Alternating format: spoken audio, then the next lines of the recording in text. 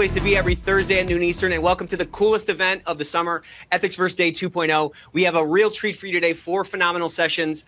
We're going to be diving right in, and like I'm going to say before every single session, your network is your net worth. So this is the record-breaking event of the summer. We had over 4,500 signups. So drop your LinkedIn URL in the chat and take advantage of this community that we're all a part of. We have to hit this inflection point and go the right way at this fork in the road for our industry to drive more integrity into our businesses. So as we get started here in session 1, which is called Whistleblower Reports and FBI Wires, High Stakes Speak Up, drop that LinkedIn URL in the chat. Connect with one person today. And of course, the world famous Ethico book giveaway is in full effect. We got 3 phenomenal books featured. These are like 12 of my favorite books we're going to be giving away today. So we have To Be Honest by the one and only Ron Carucci. He's a friend, he's a mentor. This is a phenomenal book. We also have Higher Ground by Allison Taylor. So if you have not read that book, now's the time to win a book. And of course, Crisis of Conscience by Tom Mueller. There's a chapter that Ellen is in. It's a really great book here. You have to feed your mind because readers are leaders. So we usually give away 5 every Thursday at noon Eastern, but guess what? We love you. Ethicsverse Day 2.0, we're giving away 10 today. So these are going to be going to the folks that are most active in the chat, that are sharing their perspective, that are asking great questions. And speaking of giveaways, we have a new package that we want to promote today. So one day only, you get a 25% discount on the employee engagement package. Our job is to crowdsource risk intelligence at scale through our organization. We cannot drive a culture of integrity by yelling through a bullhorn. It takes the participation of the entire organization. It takes the participation of all those stakeholders. So you can see what's included here. 25% off. Listen, even if you're not ready to move in the next 12 months, now's the time to book that and lock in that 25%. And what you're going to see with this package is it really kind of focuses on both reactive and proactive speak up. If we're just listening or if we're just utilizing reactive speak up, there's a ton more risk intelligence in the organization that we're not getting. So by incorporating some exit interviews in there, you're going to get a lot more of that risk intelligence that you can use to inform the bets that you're making with your time. That's, listen, work fills all the available time. So it comes down to us making the right bets with our time, and this putting humans at the heart of our Speak Up program is really the key. So answering every single call live allows us to not have any abandoned calls. We have like under a 1% abandonment rate, and about 50% of the folks that end up calling in, they end up participating in this survey at the end, and we had a 92% positive experience. So people are calling up with tough issues, and by the end of that call, we have a lot more risk intelligence, and they are really kind of built in or kind of really brought in to that risk management process. And also remember, there's a 99.8% correlation between that initial call handle time and your case closure time. So building better engagement on the front end drives more efficiency and ultimately more effectiveness on the back end. So check this thing out. There's a reason that G2 community called Ethico the best ethics and compliance software in the world. So we're trying to break some massive records today. We are trying to break all of our emoji records. So crack those fingers and start hitting those emojis every time you hear something smart from this phenomenal panel. And one more gift is we're giving away prize packs. So to one winner in each session, you're going to get a prize pack. It's going to be a hoodie just in time for August, a cool mug, and a couple of books. So participation is the key. Many of you, maybe this is your first time coming to the Ethicsverse, and I think you're really going to love it. All right, let's get a massive emoji explosion to welcome our group here. We have some of the most famous whistleblowers, FBI informants in the world. So let me introduce everybody right now. First, we have Tom Hardin, AKA Tipper X. He's a former FBI informant. We have the one and only Elin Kunz. She's a healthcare consultant with Kunz LLC, and she's the former Halifax, one of the most famous healthcare whistleblowers in the world.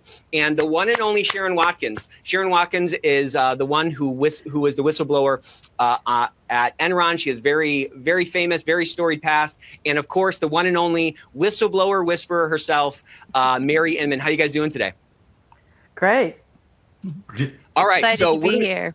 Yeah, we're going to be talking right now. We're going to be talking today about high stakes speak up, and we're going to kind of talk a little bit about you guys' stories, and then we're going to talk about how these stories can help inform us who are trying to build these cultures of integrity within our organizations to be more effective, drive more engagement, and really anticipate some of the issues that might come down the road. So, Tom, I want to start with you. You were the youngest person caught up in Operation Perfect Hedge. Walk us through a little bit of those early days and what normalized the behavior for you in that situation. Yeah, thanks, Nick. And for people that aren't familiar, Operation Perfect Hedge was the largest insider trading investigation, I think, in history with the FBI. Over 80 individuals were criminally charged, primarily at the hedge funds and some at the banks. Of the 80 people, I was the youngest person charged, 29 years old, and made the least amount of money. And at first, the FBI invited me to speak about my experience. They told me these stats, and I thought, why are you guys calling me to rub it in? They said, no, actually, it's a really important story to share, and invited me to speak at the FBI. I've been doing that now for 9 years. I think at the time, for me, it really comes back to what we're going to talk about. It sort of seemed like normalized. This culture of getting information and trading on stocks before it was public became sort of normalized in the industry.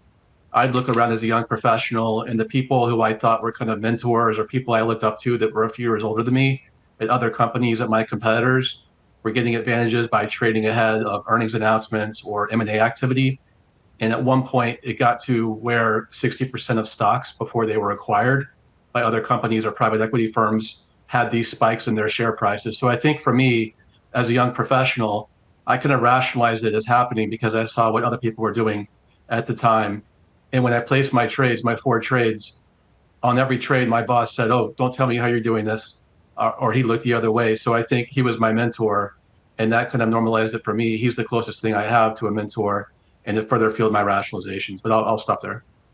Well, I think you're touching on an important point, because I'm sure in all those organizations, there was some code of conduct, there was some sort of compliance efforts that, some trainings that you had to sit through. But we are always trying to sort of understand when you step into a new environment or you step into a new job, like what are the true kind of rules of the game? Like what's the true kind of power dynamic, and to what extent do we actually follow those rules? I've been at a bunch of pools and I've seen a bunch of kids running around the pool despite the, the poster on the fence saying no running, right? And when you see a leader or you see your manager or your mentor engaging in behavior that's maybe contrary to those words on the page, you kind of got to figure out like what's really inbounds and what's out of bounds. So yeah, Elin, yeah, go ahead, buddy. No, I had those posters on the wall, those slogans on the wall, speak up, but that really didn't drive the behavior and the culture. Yeah. Yeah. So, I'm always talking about, we're at this inflection point, the hierarchy of values that we care about or that the current employee cares about. It's a very different hierarchy than, say, what our grandparents cared about.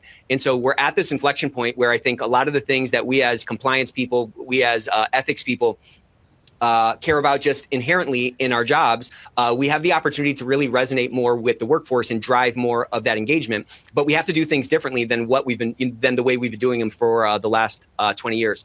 So Elin, I want to move to you.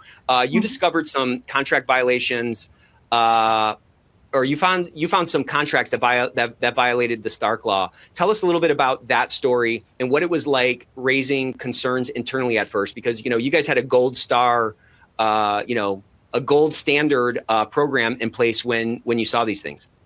Yes, so we had a great compliance program at the hospital. So when I reported what I thought was a violation of Stark, and Stark is in a sense having contracts that pays physicians for referrals. So it means that if they refer more patients to the hospital, the physicians get paid more. If they so it doesn't mean that they have to do that. It's just having a contract set up that way. So I could have normalized it like everyone else and say Stark is very technical and, just moved on. But according to our policy, I'm not an attorney. I could see from the policy that we were violating our own policy. So when I raised the concerns, I was told to tread lightly, to not, just go out and call this fraud, which I was even told by the compliance officer that my loyalty had to be to the hospital and not to the government. So wow. I knew this was a very, not something they wanted to hear. So when I raised these concerns, I thought they were being handled. I went to my boss. At the time, I went to the compliance officer, and I also went to legal. And legal, the associate counsel agreed with me that this could potentially be a Stark violation. She wrote a memo about it. And I thought at that point, because we, had a potential violation, that the physicians wouldn't get paid. It would stop at that. And then it wasn't until 6 months later till I realized that we ignored that and paid the physicians their compensation anyway, knowing that it violated Stark. And it was at this point where I was faced with a choiceless choice, in the sense that not only do we know we have a violation, but now we're ignoring it. And I was afraid, based on everything I was reading, that this could be criminal. So in compliance, you're pretty much told that, if you find fraud, you speak up, you try to fix it. And then if it doesn't get resolved, you're supposed to leave. It's that golden rule of compliance that two people can keep a secret if one is dead. It's the thing we always are told. Kind of like the mafia in a way, yeah. Well, in a way. So, I wanted to leave, but I was also concerned that if I left my job after being there at the time over 15 years, that this would follow me based on my, signatures on contract, doing audits while I worked in compliance. So I sought outside counsel, and I went to 3 different ones, hoping that someone could tell me it's okay to leave. And pretty much everyone told me you can leave, but then when, not if, when someone else files a lawsuit, then I'm going to be under the bus. So do I want to then pay them to defend me, or do I want to be the one filing? So I was kind of put in a position where I felt like I didn't have a choice. So it was not a fun thing. I was very disappointed that our compliance program didn't do the right thing. Yeah, that's got to be very frustrating, because there's a certain purity to our function, right? We're trying to drive this integrity forward. We're trying to help de-risk the organization, and we're putting these things in place. And we kind of assume that everybody, at least who's on that team in that department, is fighting that kind of a battle. What was that like for you to see this going on? You presumably were not the only person to know about it. What really prompted you to finally say something about it? And, you not being the leader of that whole function at that time, you were someone who was a little bit further down. What was it? Was it like you just couldn't sleep at night? You had a knot in your stomach? It was too much dissonance for you? Like, what prompted you to take that step?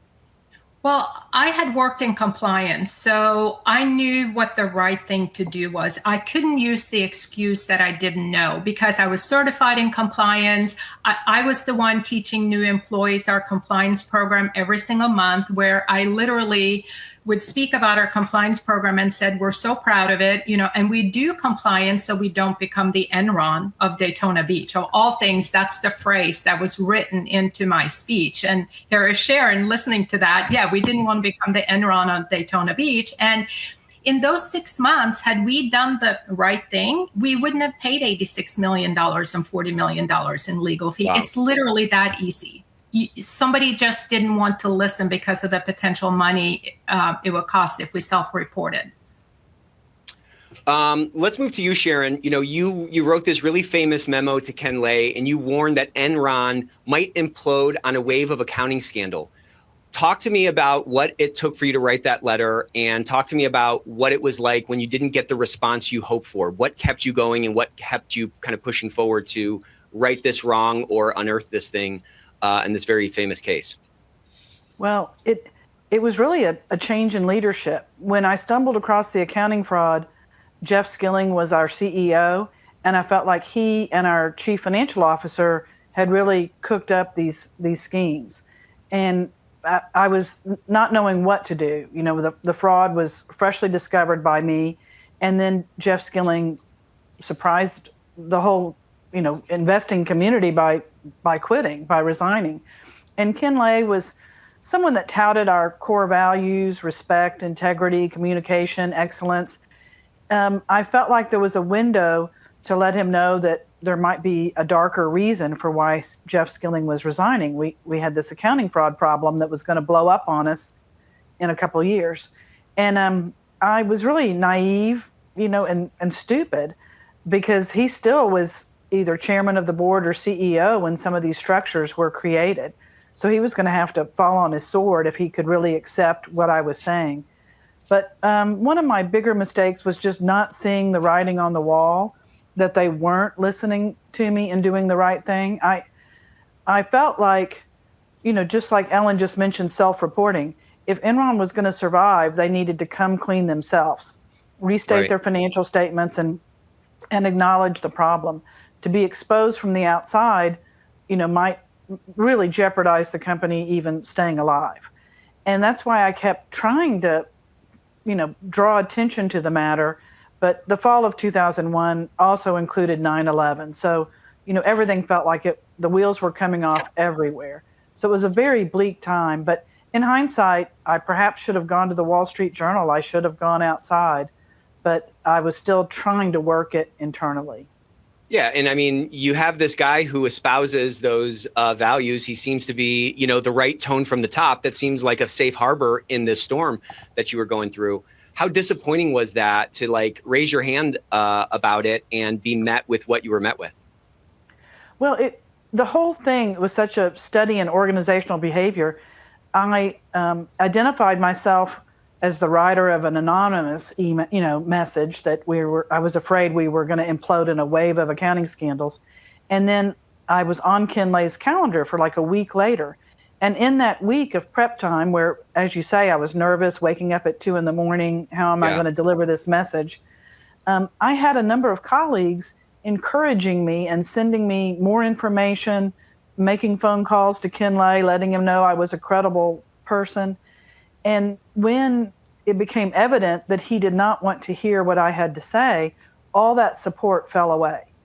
All the people that had been, come forward, their support dropped off. And that was kind of shocking to me. I thought that I had more of a wellspring of support for identifying this fraud. Wow, that's got to be frustrating because, I mean, it took a certain amount of courage to even write that, right? And then you put your hand out, you identify yourself, and then these sort of people start coming out of the woodwork. And as soon as the tides change, they all just kind of disappear, and you're sort of standing alone there. Mary, you have, you are, as I call you, the whistleblower whisperer. Maybe you call yourself that, and I just thought I came up with it. I don't know. But I'd love for you to kind of speak to some of these experiences, some of the through lines from what we've talked about, and maybe also in conjunction with all the myriad other, whistleblowers that you've worked with. What do you think that commonality is in those stories and in those situations that our audience can really kind of gather some wisdom from? Yeah, I mean, I think I was sympathizing with Sharon that I think your idea of going to the Wall Street Journal, I think that's now a tried and true approach, but not at the time when you were doing this, Sharon. I mean, we now have the Facebook files, the Uber files, many different files, and that was, you could trust a particular journalist to do that. But I think that came a little bit later in the chapter. In terms of, the themes we hear here, unfortunately, with Sharon's story, it's all too familiar that Sharon expected, and I don't think she was naive. She expected there to be a desire to correct, and what happened, and we often see whistleblowers, another phenomenon that Sharon experienced is that whistleblowers are magnets for other people who have been sitting and simmering on these concerns. They all of a sudden will whisper to her. But as you said, Nick, as the tides change, they're paying attention to what leadership is thinking about, what they think of this report that she's given. And as soon as it was clear it wasn't a welcome one, she became contagious.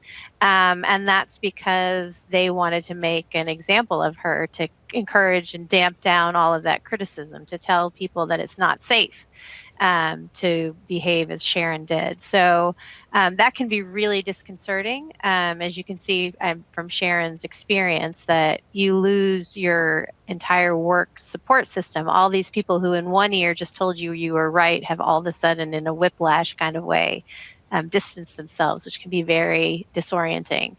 So I think that's one of the themes I hear. Obviously with Elin, a theme that I hear is what sets apart, what makes a company sort of cross the lines, right? The clear lines that you're not supposed to cross. And a lot of it, I think in the case of Halifax, is just profit and greed. You have a lot of for-profit, publicly traded companies who are under enormous pressure for quarter after quarter to create new earnings. And under that pressure, they will often resort to illegal behavior. I've seen that in a lot of our Medicare fraud cases, where you start upcoding diagnoses because it was one of the levers you can pull to deal with that pressure to repeatedly have the stock price going up. And I think there's also what we see a lot too. Tom is in finance, similar pressures, but even just what tech is teaching us, we're now in a world of big tech, and this notion that, I think Uber is the biggest example that not only do we move fast and break things, but to gain a competitive advantage, we just blatantly ignore the laws and ask for forgiveness later to gain that competitive advantage. And you don't necessarily see the repercussions. And often, unless people are sent to jail, which happened in Tom's case, but doesn't happen as much, it's just the cost of doing business. We'll pay that big fine, but we still, in the end of the day, probably made more money. So I do feel like what whistleblowers bring and the calculus that they can't, that, isn't just a monetary calculus, is your brand. And we see with Boeing, that is a complete failure that it will be generations for Boeing to recover from that. Airbus is completely taken over because of that loss of faith. So it's just, it's unfortunate, but a lot of these pressures all come together. And I don't think that a lot of people, like in Sharon's instance, you don't always believe it goes to the very top and that they're complicit because, you're told you should speak up. And we saw that with Theranos and other places, that it's almost a futile act to blow the whistle internally when it's clear that the folks you're reporting to are the architects of the fraud. Yeah, and I think, an organization often thinks like, oh, well, it's probably going to happen to the other guy. We all as humans kind of think that, but like we have to remember that to every other human, we are the other guy. You know what I'm saying? Right. These things are a lot more fragile than we think. There's a great question here from Jesse. Jesse, thanks for this. I'm going to ask you this one, Elin, and then anybody else, please feel free to weigh in. But how did you manage all the stress of doing the right thing despite leadership objections? So that was very difficult. So I grew up in Norway, and one of the things we're taught early on is that we have something called the jante law, which means you believe that you're not better than anyone else. You should never think you're better than anyone else. And in today's business world, it's not considered good because it prevents people from succeeding.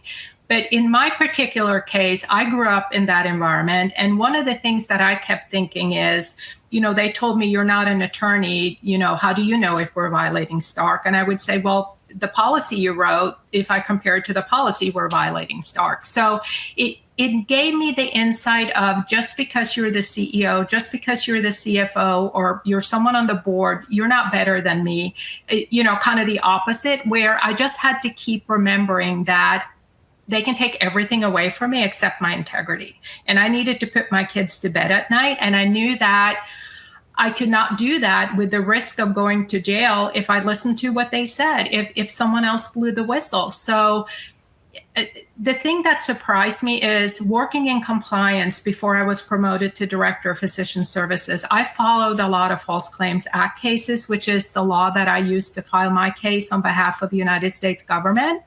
And I would see that these whistleblowers would be cases would be under seal till they're settled or resolved. So I thought that when I filed this lawsuit, it would be under seal and no one would know till it was over. Well, I filed in Florida because that's where I live. And in Florida, there was a very busy fraud docket, and the judge unsealed the case after 1 year. And I knew once it was unsealed and Halifax knew it was me, I wasn't going to be able to work anywhere in the state of Florida. I know I would be fired no matter where I went. And when I tried to relocate, the case would always come up and I would be ghosted. So I knew I didn't have a choice. I knew I had to stick it out till it was over. From the time they knew it was me and the seal was lifted, I worked there another 4.5 years. So I just had to get used to the retaliation. I had no choice because I had kids that went to school. I needed my income. So it was just one day at a time. A lot of times in the parking lot, I'd play music to get encouraged to go to work and make it across the street one day at a time for 4.5 years. Yeah, that Rocky soundtrack probably got a little worn out in that car of yours, huh? That's the one. So this is a question for Tom and then Sharon. And just like the context or the frame for it is, you guys did the right thing. And that has not been easy. Elin, obviously, you just kind of spoke to this yourself. They couldn't take away your integrity. That integrity sort of was, placed in a higher position than sort of everything else as you guys sort of pursued your paths of speaking up. Again, in the face of organizations that had, the acronym at Enron was RICE, those responsibility, integrity, whatever it is, excellence. These words are on the walls in all of our organizations. There are people telling us to speak up. If you see something, say something. And then when you in good faith actually do it and pursue it, there's a massive fallout from it. So I'd love to hear just kind of authentically, good or bad. Why don't we start with you, Sharon, and then we'll go to you, Tom. How have your takeaways evolved? This is a question from Bryn. Thanks for this question. How have your takeaways evolved over the years, and what things might you have been surprised by in the ensuing sort of time after the fuse was lit, so to speak? Well, speaking of the Enron's values, on the communication value, the respect, integrity, communication, excellence, they would be on the walls, hanging from banners. The tagline underneath communication was a Martin Luther King Jr. quote that our lives begin to end the day we remain silent about things that really matter.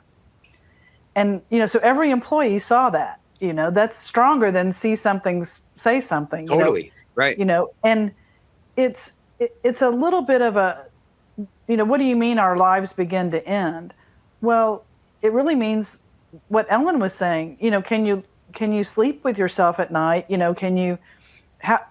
soul erodes, your ability to think of yourself as a good person erodes. I have seen that in the last 20 years, the Enron perpetrators and those that were close to the fraud and didn't speak up, they've had to rationalize the consequences.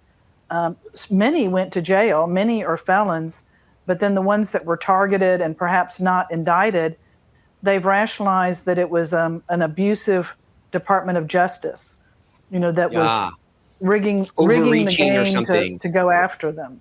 Yeah. So I think that's a very impactful saying, but people don't realize that their life has been somewhat meaningless until the end of their life. Did they add to society? Did they help things get better? No, they stayed silent and went along. One Enron colleague said, if I look too closely at this, I'm going to realize that I was kind of like a guard at a Nazi concentration camp. Maybe I wasn't gassing people, but I knew what was going on in the gas chambers and I didn't say anything. And he looked at that potential reality for a split second. And now today, 20 years later, he's on the train that the government was abusive. So it's hard for us to accept responsibility. How about you, Tom? Yeah, just picking up on what Sharon was saying, and just to be clear, I did the wrong thing at first. I made those trades, so I was an informant, not a whistleblower. And then the FBI approached me on the street in New York City one day and say, "Hey, we think you should help us out, and here's why." And they knew about my trades, and so I knew the industry was corrupt. I rationalized what I did. I made those trades, and then helped the FBI build these larger cases. It was interesting. I know a lot of people that were in my position, kind of like me, in similar types of situations where they crossed that line. I don't know many people at all who actually accept responsibility for what they did. It's what Sharon was talking about with people, oh, the government did this to me, or the FBI did that to me. I think early in my journey through this, before I was ever talking about it with corporates, I had some sort of like poor me going on, like, why was I caught for these 4 trades when, there was one year like a major bank was laundering money for El Chapo and just paid a fine, and nobody went to prison. And I just looked at the details of that case and couldn't believe, like, why'd they get me and not take down that bank? And then one day, my wife slapped me around, not physically, but just saying, "Is that getting you anywhere? Just focus on what you can control." And then the FBI invited me to speak about my case, and then just owning it and saying, "Yes, I made some poor choices. Here's what it was. Here's the rationalizations. Here's the culture. Here's my boss looking the other way." For me, it was actually very empowering to own those decisions as a young professional and try to prevent that today. So it wasn't overnight. It was many, many years, over a decade, of actually just accepting responsibility and trying to prevent it, trying to look at where the gaps are, in culture, in the speak up culture, and figuring out where I could add value. And one thing I'll say is there's a paradox here where if we just tell people to speak up, it doesn't mean you're going to create a speak up culture. Or, Right. if we're just measuring culture, it doesn't mean you're going to have a good culture. So those are some paradoxes I kind of see in the discourse around this discussion. Yeah, so the answer is not to just put a bunch of Martin Luther King quotes on the wall, right? Like, we have to actually drive those behaviors forward, because there's always this gap. There's always this distance between this sort of aspirational culture of communication and excellence and integrity and all those kinds of things, and like the imperfect behaviors of the imperfect humans that populate our organizations. So we talked a little bit about some of these psychological mechanisms that allow for intelligent professionals, people who know right and wrong, right? Like, we all know right and wrong, that allow them or that allow for these ethical lines to be blurred. Mary, in your experience in working with whistleblowers, what are some of those other psychological mechanisms that, our audience, that the people who are, on this webinar today should be looking out for to try to help their organization see around the curve and kind of put out some of those fires before they turn into something worse? Yeah, I mean, what are the types that, having done this for close to 30 years now, I've seen, and either directly through my clients or by studying whistleblowers, so many different forms of retaliation. They can be very subtle and pretextual. So what I see regularly is whistleblowers who have had fabulous job performance evaluations year over year over year. As soon as they speak up, all of a sudden the language is, you're not a team player, and then we start to criticize them. Not a team player. Why can't you get to yes? I have actually seen the type of weaponization of their psychology. I've had a couple of healthcare whistleblowers in the healthcare space being referred to psychologists when they wouldn't go along, which is just, to me, that's like crazy sort of corporate gaslighting or something. Like gaslighting on steroids, right? And so, everyone else seems to be able to get along. Why can't you? There must be something wrong with you mentally. I mean, just extraordinary. I've seen, so the pretextual stuff, you'll often see someone who's been chronically late their whole career. This was a case of a British whistleblower. As soon as he blew the whistle on his bank, all of a sudden that chronic lateness was a problem. Hadn't been a problem for 10 years. He had worked late on the trading desk, and there was sort of an unspoken accommodation.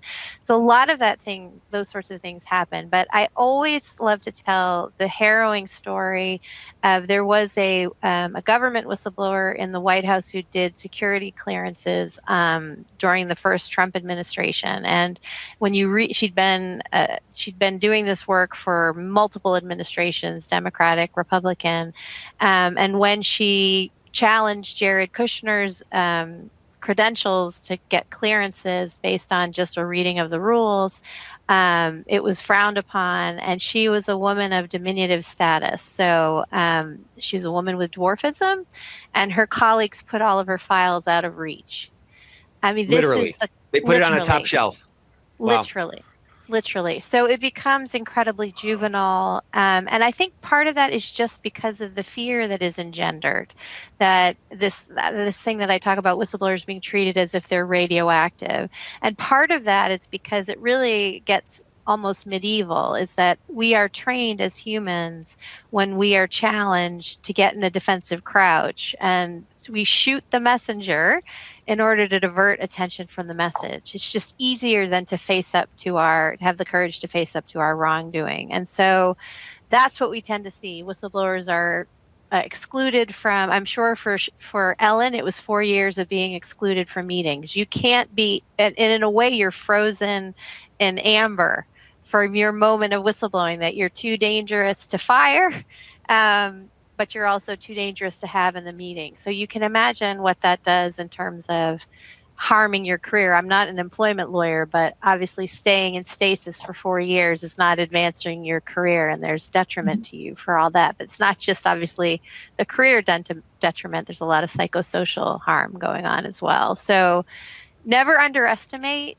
the level of juvenile behavior that someone will resort to send a signal to a whistleblower.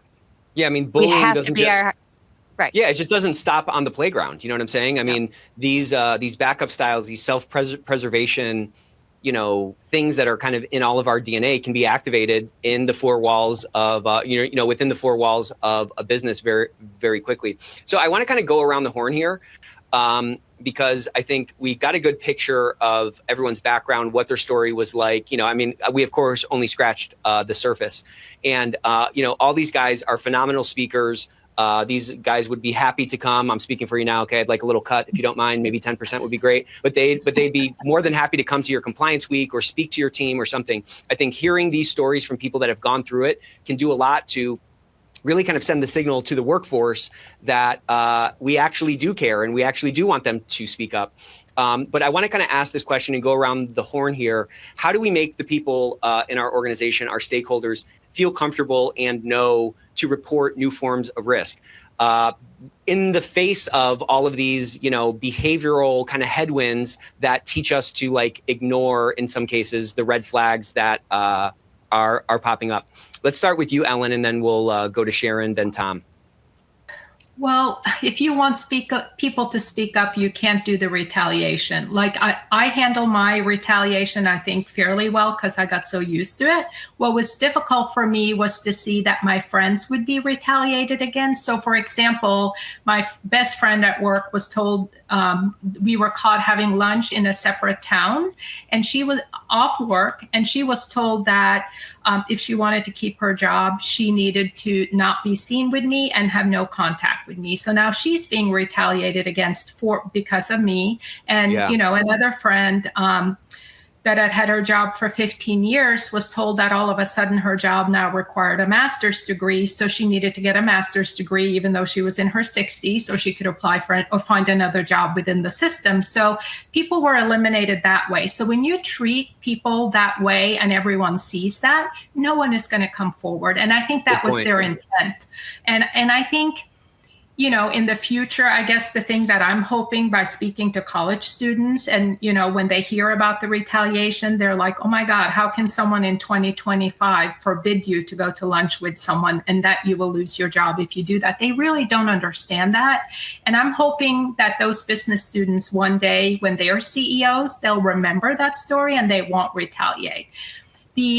Someone speaking up is such a good opportunity for the company to do the right thing and to treat that person and show other people. And when you don't do that, no one is going to come forward. So don't miss the opportunity to take advantage of someone, speaking up. It would be my word on that. That's a great point. And before I go to you, Tom, and then Sharon, I think we need to recognize that retaliation is probably happening in our organizations. There was an ECI study that came out, I think in the last year, that said, 58% of people who spoke up faced 68% faced actual retribution. And that is a perceived thing.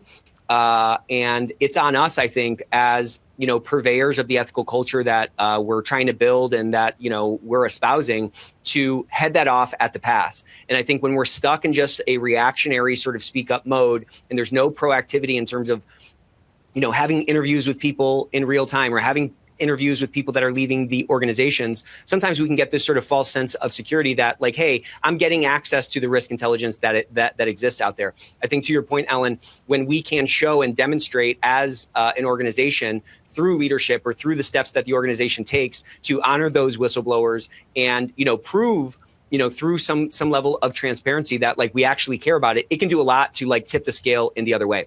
What would you add to that, Tom? Yeah, and I speak a lot at larger organizations like investment banks, for instance, and I'll speak to the young employees, and my client will say, make sure you tell them to speak up. And I'll tell them that. And then later offline, the young employees will say, well, we'd never do that because senior managers never listen up. So that's really important to think about if we're going to tell them to speak Great up. Point. Also listen up. I think your leaders have to make it easier for others to disagree with them. Some leaders just feel like, oh, they should be able to speak up, but they don't realize because they have that power and that status, people are afraid. And I think even today, how things have changed, the term speak up can sound pretty intimidating to people. And so one way I encourage my clients to reframe that is maybe saying, we want people to share their thoughts, or we'd like you to maybe add perspective. So it feels more like reframing the goal of speaking up as like a shared responsibility and not so much like this big individual act of bravery. Yeah, I love that point. And I think as we shift from compliance being just, policies and trainings to really being part of the risk management apparatus of the organization, it might be a little bit easier to reframe, speaking up to your point, to like risk mitigation or getting risk intelligence. Because, we all want our businesses to be a going concern. We all want our jobs to, continue. And I think that reframe can do a lot to, gather more of that risk intelligence. But so much of this is really like, behavior modification or behavior influence at the end of the day, right? It's not just putting out a nice policy and some nice posters on the wall. We have to sort of pierce that veil of attention and pierce that veil of behavior if we're going to kind of move things in a different direction. And I think many times we think that our culture is sort of etched in stone and say, okay, great. I did my sort of, I rolled out the annual training. I'm good for the next, 11 months and 30 days. When it's in reality, this kind of weather pattern, it's like this reaction, and it's really only kind of the trailing 30 days or maybe the trailing 90 days of actual behaviors that, the amalgamation or the average of all those behaviors within the organization. And I think when we can start to look at it more as this living, breathing thing and not something that we're just going to kind of roll the dice and pick those up, like I said, 12 months later, it kind of opens our mind to some new levers to pull or some new ways to interact with that stakeholder group whose participation is necessary for us to like do our job. What would you add to that, Sharon? Well, back to a little bit of what Elin said, telling the positive stories. Normally the compliance office is kind of in charge of the hotlines, the employee hotlines. And I think you could come up with a story every single month that leadership touts, here's what we found out. It's a revenue generating idea and we're going to pursue it. Or here was a problem that was identified. Something that's like the positive, this is what we're all about. Here's a positive story of how this anonymous report benefited the company. And that's what we're about. So the positive side, kind of the carrot. But also on the stick, Paul O'Neill used to run Alcoa and was very focused on safety at all of the aluminum plants. And their hotline, all their reports went to the board. Now, a lot of them, if it was the coffee maker, produces horrible tasting coffee, that might be all in a one lump sum. We had 100 complaints about the coffee, but they saw them all and were told what the company had done about it. So that's a little bit of putting your own guardrail up that you're not going to ignore a internal whistleblower because their comments are going to go to the board. And then also, I think a huge thing, and I say this at some of my speeches for compliance audiences, I think the chief compliance officer has to be at the same level of every other executive leadership. They have to be in every C-suite meeting. There shouldn't be upper management meetings that exclude the compliance officer. And you find out that usually there's an upper echelon meeting that they're not included in. And I think that's a bad sign. Yeah, I think that's right. And I think, I love that Alcoa example because I think it's such a great metaphor and such a great corollary for what compliance can be. I just think, I kind of grew up in private equity, investing in manufacturing companies, and it seems like safety is to manufacturing what compliance is to every other business. It's a question of that business's sort of commitment to quality. And I think as that connection, every manufacturing company says that safety is important. Alcoa famously started every meeting at every level talking about safety. That sends a very different message in terms of like where in that hierarchy of priorities where safety lies. And I think we also have that opportunity to drive more excellence into our business by making compliance not just this sort of like sidecar or this bumper sticker on the car, but really kind of integrated throughout the organization. I want to jump over to you, Mary, and then maybe you, Elin. Of course, everybody can just jump in because this is just a couple of friends talking here, okay? But there's a great question from Melanie Brown. She said, what advice would you give a company who wants a whistleblower policy but not actually invest in a confidential reporting system where they only want the email sent to the CEO with concerns? Wall Street Journal, just go to the Journal maybe? Yeah, I think that is a very misguided notion, of course, because of the power differential. Say you're on the lowest echelons in the organization. You're supposed to report directly to the CEO. I just think that most people even have a hard time reporting to their supervisors, let alone going all the way. I just think that's really misguided. One of the things I want to encourage people is to really look at the research. There's a lot of research, and you cited some of the studies. There's another study, Nick, that talks about that women suffer the effects of retaliation more greatly and severely than do men. There's also studies out there that show that whistleblowers and having effective whistleblower hotlines actually have a positive effect on the bottom line, that it's actually good for your profitability.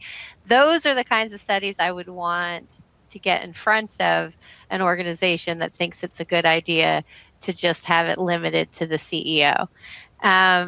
And I think part of that is just because we need to challenge that we all are trained from a very young age to think of whistleblowers as being disloyal, as snitches, as grassers, as doggers, all the words, right? At the same time, we're now told in the wake of 9/11, if you see something, say something. I think we really need to have a cultural change, and we need to train our leaders to understand that we all are susceptible to this bias, that we look at whistleblowers in this way and then show them the data that says not only are they not disloyal, they're among your most loyal employees. So the fact that, Exactly. Nick, that's a great point. You and Tom and everyone has been talking about, you are already giving the world the language to say Christian Hunt, a social behavioral scientist in our community, will say whistleblowers are forward indicators of risk. You're saying they're risk intelligence, right? They're the canaries in the coal mine who tell you the problems so that you can correct them and course correct before they metastasize into something bigger. Aren't those your most loyal employees? Because it's difficult to screw up the courage to report these things when everyone else has sort of been bunkered down and are too scared to do that. So I think we just need to change and debunk that myth and turn it on its head for what whistleblowers really are.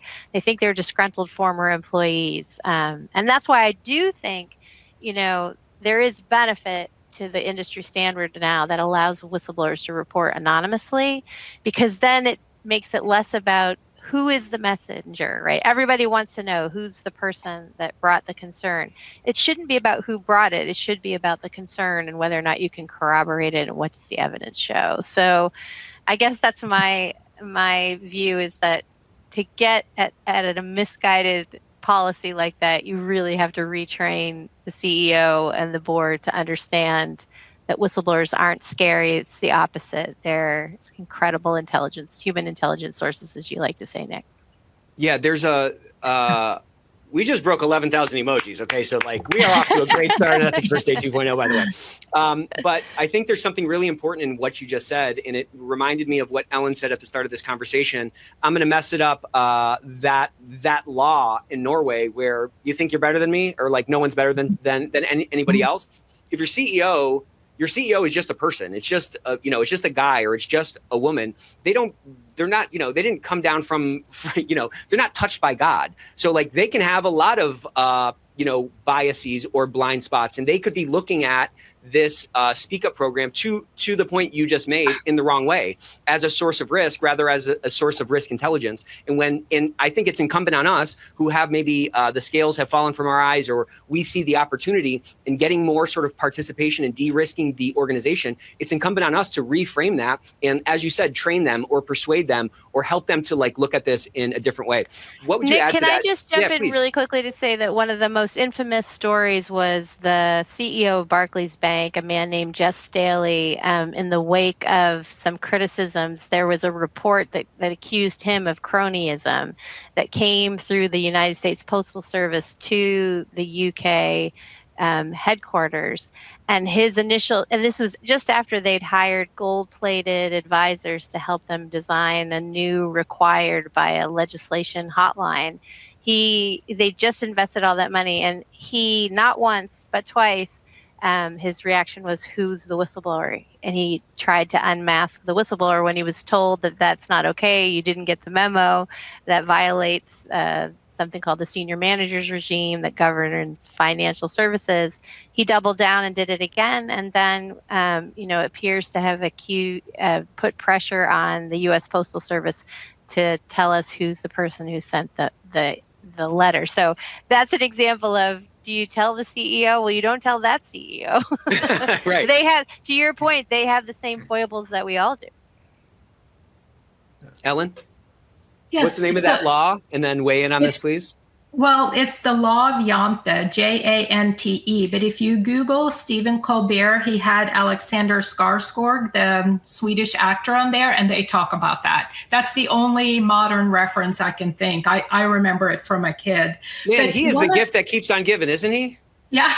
but the funny thing, like going back to what Mary said, as far as whistleblowers being looked at as being disloyal. So in my career, I'm a former director of physician services. That's something I did in the past.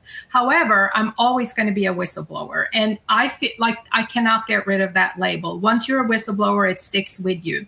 Wouldn't it be great if being a whistleblower was just a function? It's something you had to do as part of your job, and you do it and you move on. You're no longer a whistleblower. It's just something you did. And we sometimes all have to speak up, but instead it just stays with you as this negative connotation that's going to follow you in everything. So I'm definitely hoping in the future that it's not going to be looked at as so bad, because if, in Boeing, wouldn't you want someone to speak up if something is wrong? I mean, we're all going to answer yes to that.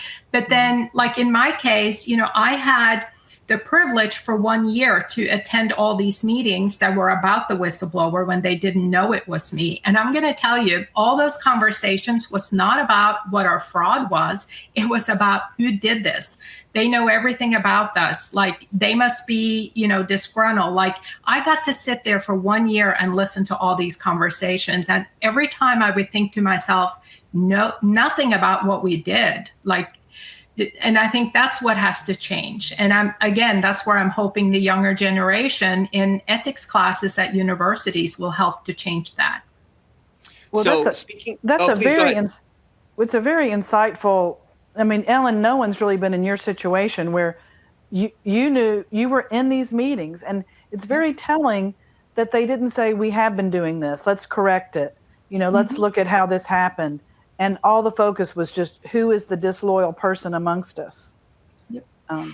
And what's interesting is they all thought it was a male physician that they had done wrong somehow, that now have a grudge against them. And here I'm sitting, I've had 15 perfect job evaluation. And as soon as the seal was lifted, I became a disgruntled employee overnight. It's classic. So we were talking, please, go ahead.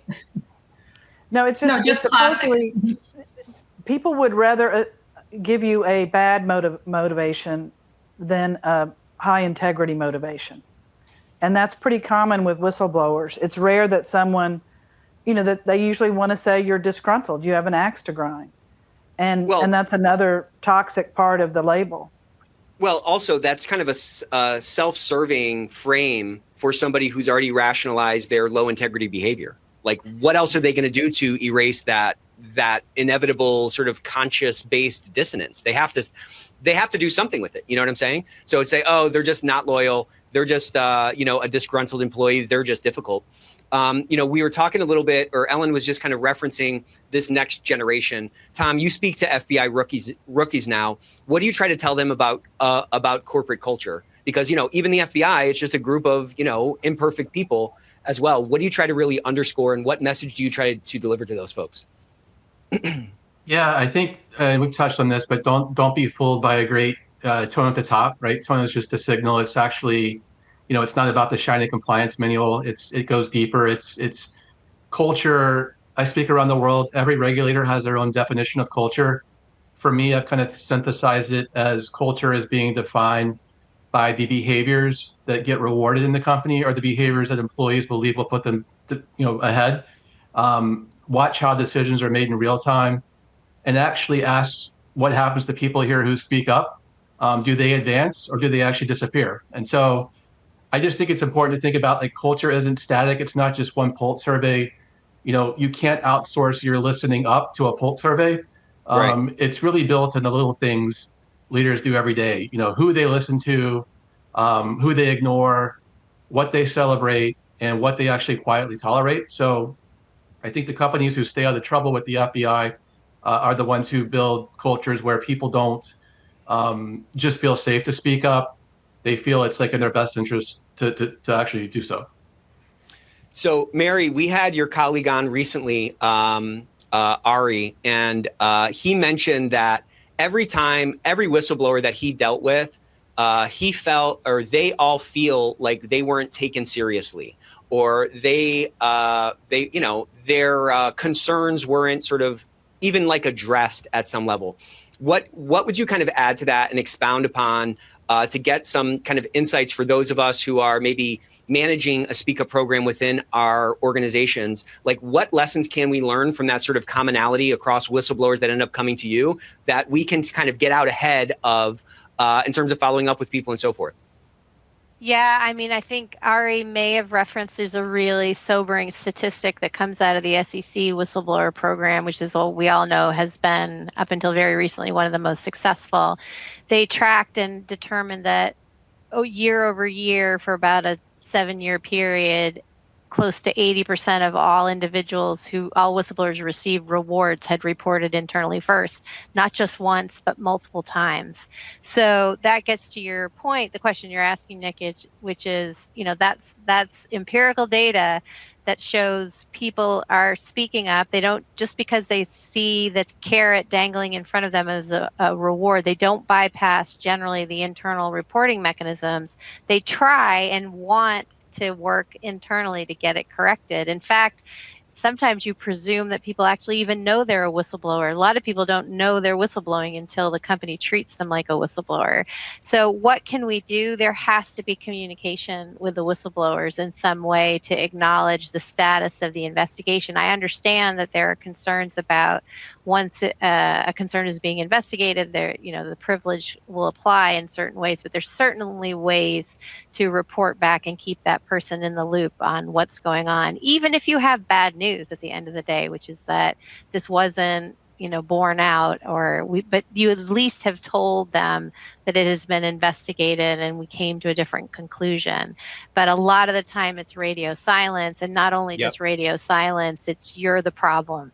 And it's such a missed opportunity, because that's always rooted in sort of an organizational, like, self-preservation, desire.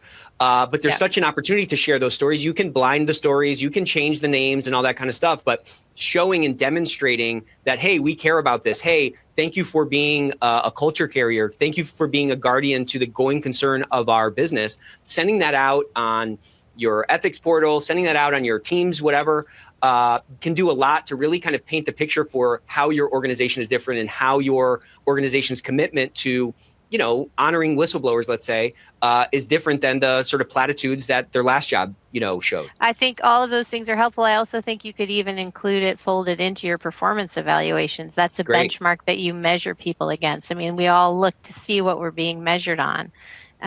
So your ability to raise concerns, if we could see that as a plus factor, that would go a long way as well.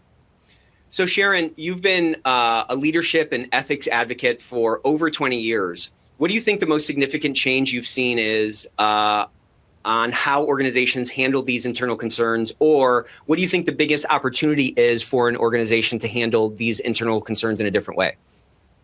Well, I think the whistleblower reward program that was instituted under the Dodd-Frank Act has been a game changer. The SEC is a different organization. Mary just spoke to all the research they're getting out of it, the success of it. I've had SEC enforcement attorneys say that they've probably stopped at least 2 more Enrons from happening. Wow. And because of that, and because of its success, I think more companies are saying, let's have robust compliance systems. Let's get those reports internally and deal with them. And it's a slow process, but I've seen improvement in that front, where internal whistleblowers are looked at as you say, risk intelligence. Let's find out where we're doing something wrong and correct it. Because being exposed from the outside, those are big fines, big reputational brand damage. All these Boeing problems. There are just a multitude of Boeing whistleblowers, And it's proving that they were correct and they were all retaliated against. As Mary mentioned, Boeing's brand, I don't know when it's going to recover. The only reason they're still doing okay is there's only two choices in life, Airbus or Boeing. If they didn't have this duopoly, I don't know where they'd be. So it's very helpful, and mainly because it has attracted very sharp legal talent to the cause of the whistleblower. You can now, Google whistleblower legal help, and there's at least a dozen firms. And that helps. You got the main one right here. Structure. You got the best right here. Okay. Yeah. Go no further. Okay. Follow on LinkedIn. Okay. But yeah, I mean, listen, I think my biggest takeaway from this is that there are people inside your organization, there are stakeholders inside your organization that take very seriously what you say. And those people are just ripe to incorporate into and engage in this risk management apparatus. That's what ethics and compliance is meant to be. And driving a culture of integrity is more than just, a nice thing to have. It builds better businesses. It builds more enterprise value. It adds to the bottom line. There's tons of studies about it. And I think it ultimately comes from like a higher level of engagement from the stakeholders. So listen, I want to get one more massive emoji explosion. Let's check and see how many we got. Okay, 13,000. Okay, this is a new record in one session. We got 3 phenomenal sessions. Connect with all these folks on LinkedIn. Reach out to them. They're great speakers. As you could tell, you just got a little taste, okay? This was like a little sample of what you can get from these guys. But thank you guys so much for joining us. We're going to be back in like 4 minutes. At 1:05, we're going to dive into our next session, which is going to be a deep dive on AI. So you've all been to the boring AI discussions where they're talking about machine learning. We're going to take this down and get some actual insights from some real experts on how we can leverage it and how we can, navigate through this forest of risk that AI is kind of presenting to us. So thank you all. We'll see you in about 5 minutes. One more massive round of applause to Tom, to Elin, to Mary, and Sharon. Thank you guys so much. Thank you. Thank you. Bye. Thanks, everybody.